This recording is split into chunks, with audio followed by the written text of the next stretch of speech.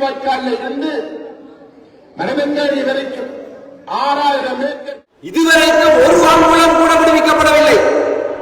ஒரு குண்டு மழை வீசுகின்ற பொழுது தற்காலிகமான ஹாஸ்பிட்டல்ஸ்ல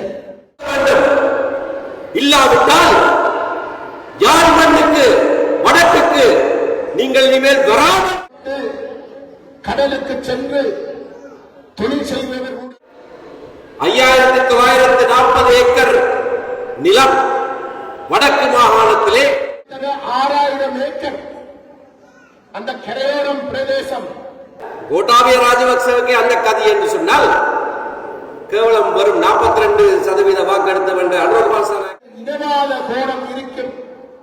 இனவாத சிந்தனை நிப்பாட்டையிலாது, சைக்கிள்ல போயிடாது, நடக்க இயலாது.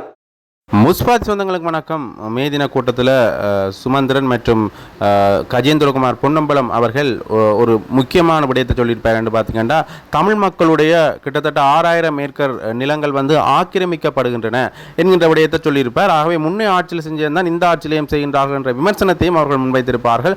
அந்த நிலம் என்ன, எப்படியான விடயங்கள் அவர்கள் தொடர்பாக கதைத்தார்கள் என்ற காணொலியாக தான் இது இருக்க போது. வாங்க காணொலிக்குள்ளே போகலாம். கோட்டாபய ராஜபக்சவும் சொன்னார், 2019 தேர்தலில் நான் சிங்கள மக்கள்கிட்ட வாக்காளர் பண்ணான், நான் சிங்கள மக்கள்கிட்ட வாக்காளர் பண்ணான். அவர்களுக்கு தான் நான் சேவை செய்வேன், மற்றவர்களை பற்றி எனக்கு கவலை இல்லை. ஆனால் யாருடைய வாக்காளர் வந்தார்களோ அவர்களே அவரை அடித்து துரத்தினார்கள். புறங்கால் முதுகுள்ள பட ஓடினார், நாட்டை விட்டு பறந்தார், உண்மையாவே பறந்தார்.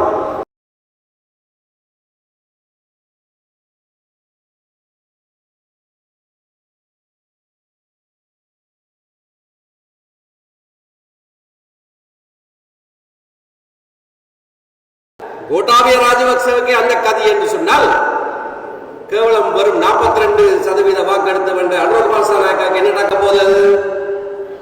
நீங்கள் உங்களுடைய வழிகளை சரி பண்ணாவிட்டால் இதுதான் நடக்கும், மோசமாகவும் நடக்கும்.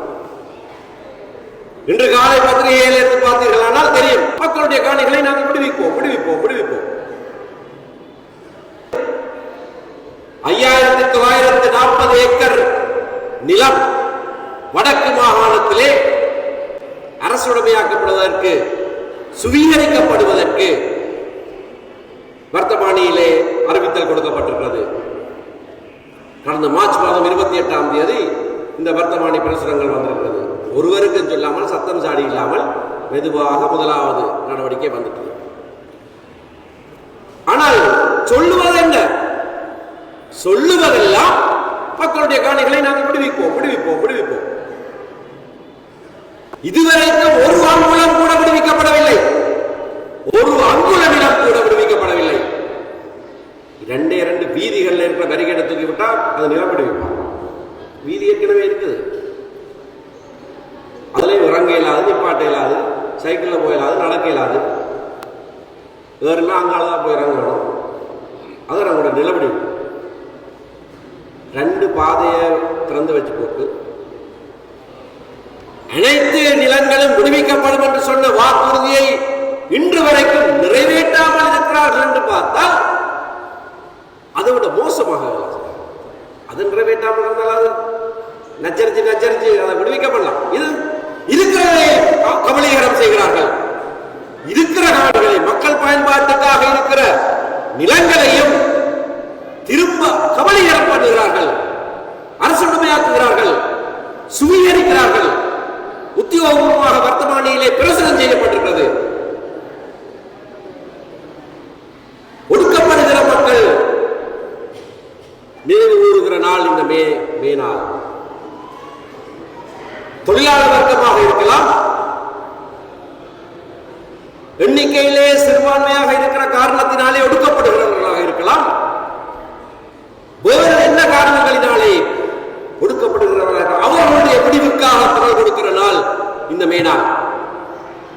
ஆகையினாலே இந்த மே தினத்திலே ஜனாதிபதிக்கு ஒரு அறைகூவல் விடுக்கிறோம். பொய்யான வாக்குறுதிகளை கொடுத்தீர்கள், அதை எதையும் செய்யவில்லை என்று குற்றம் சாட்டிக் கொண்டிருந்தோம். இப்பொழுது இருக்கிற நிலங்களிலே நீங்கள் அபகரிக்கிற இந்த செயற்பாட்டை உடனடியாக நிறுத்த வேண்டும் என்று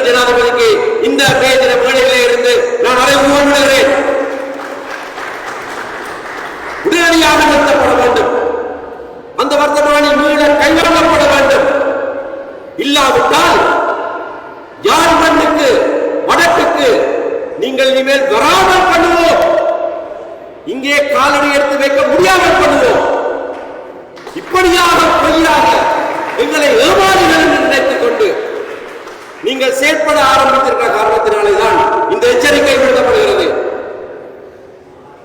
மே தினத்திலே நாங்கள் தீர்மானங்கள் நிறைவேற்றுவது வழக்கம். இந்த மே தினத்திலே பிரதானமான அறைகூலாக நாங்கள் விடுவது இத்தனை இந்த சூகியெடுப்பு காணிகள், அந்த அறிவிப்புகள் அனைத்து உடனடியாக மூல கைவாங்கப்பட வேண்டும். அந்த பாதிக்கப்பட்ட மக்களுக்கு இந்த ஆட்சியாளர்கள் கொடுக்கிற பதில் என்ன? நீதி விசாரணை நடக்கப் போவதில்லை. நடந்த இனப்படுகொலைக்கு எவருமே நீதிமன்றத்துக்குள் முன் நிறுத்தப்பட போவதில்லை என்றுதான் அவர்களுடைய பதில். அந்த இனப்படுகொலை நடைபெற்ற பொழுது எத்தனையோ வைத்தியர்கள் குண்டு மழை வீசுகின்ற பொழுது தற்காலிகமான ஹாஸ்பிட்டல்ஸ்ல தங்களுடைய தொழிலை செய்து கொண்டிருந்தார்கள்.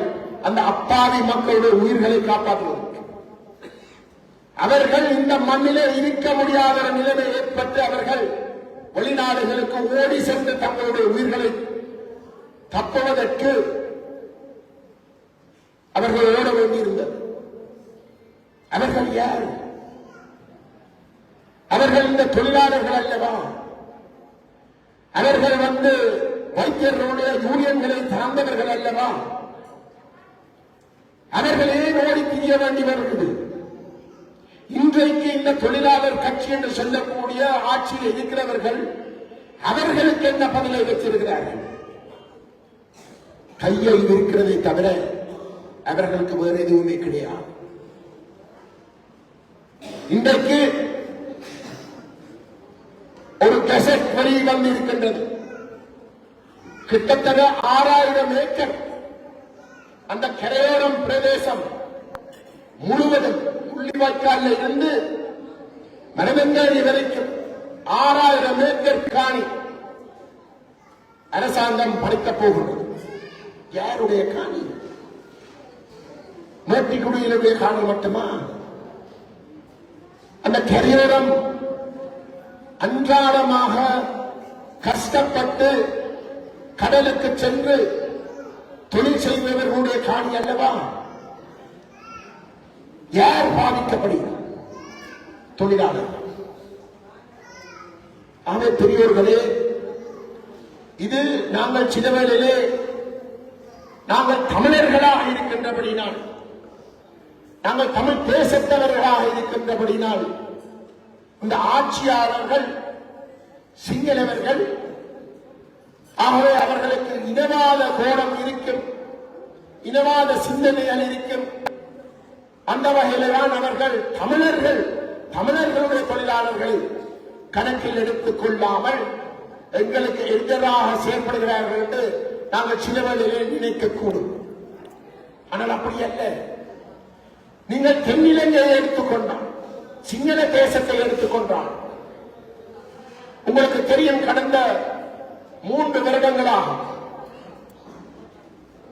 இந்த பள்ளிக்கூடத்திலே கஷ்டப்பட்டு எங்களுடைய பிள்ளைகளை, சிங்கள தேசத்துடைய பிள்ளைகளை படிப்பிக்கின்ற ஆசிரியர்கள் தங்களுடைய வருமானம் தொடர்பாக எத்தனையோ வருஷங்களுக்கு முன்பதாக ஒரு சில மாற்றங்கள் செய்யப்பட்ட பொழுது தாங்கள் பாதிக்கப்பட்டதாக சொல்லி ஒரு போராட்டத்திலே தீவிரமாக ஈடுபட்டார்கள்.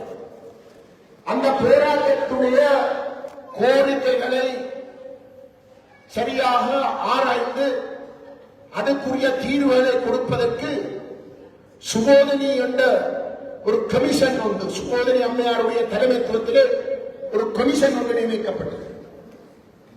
அந்த கமிஷன் அந்த ஆசிரியர் மேலுக்குரிய சம்பளத்தை உயர்த்துவதற்கான யோசனைகளை முன்வைத்தார்.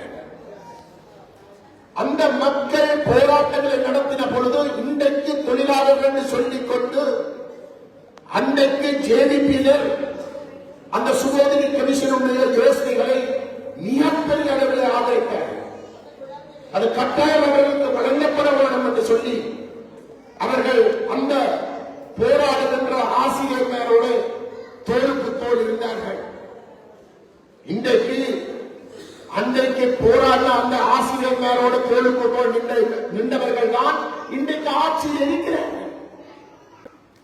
அவர்களுடைய வரவு செலவு திட்டம் கடந்த மார்ச் மாதம் 21ஆம் தேதி நிறைவேற்றப்பட்டது. அந்த வரவு செலவு திட்ட காலப்பகுதியிலே அந்த ஆசிரியர்கள் தங்களுடைய அந்த சுமோதினி கமிஷனுடைய யோசனைகளை அங்கீகரித்து அவர்களுக்குரிய அந்த சம்பள உயர்வுகளை கொடுங்கள் என்று கெஞ்சினர். ஆனால் ஆட்சிக்கு வெளியில இருந்த காலத்திலே அந்த சுமோதினி கமிஷனுடைய நியாயப்பாடுகளை ஏற்றவர்கள் ஆட்சிக்கு வந்ததற்கு பிறகு அந்த சுமோதினி கமிஷன் ஆலோசனை செய்த சம்பள உயர்வுக்கு அரைவாசி மட்டுமே வழங்கப்பட்டிருக்கிறது. ஆகவே இதை நாங்கள் உணர்ந்திக் கொள்ள வேண்டும். இவர்கள் தொழிலாளர்களுடைய நட்பு சக்திகள் அல்ல. இவர்கள் பாதிக்கப்பட்ட மக்களுக்கு நீதியை கொடுக்கிறவர்கள் அல்ல. இவர்கள் இனவாதிகள். அதில் மாற்று கருத்து இருக்க முடியாது.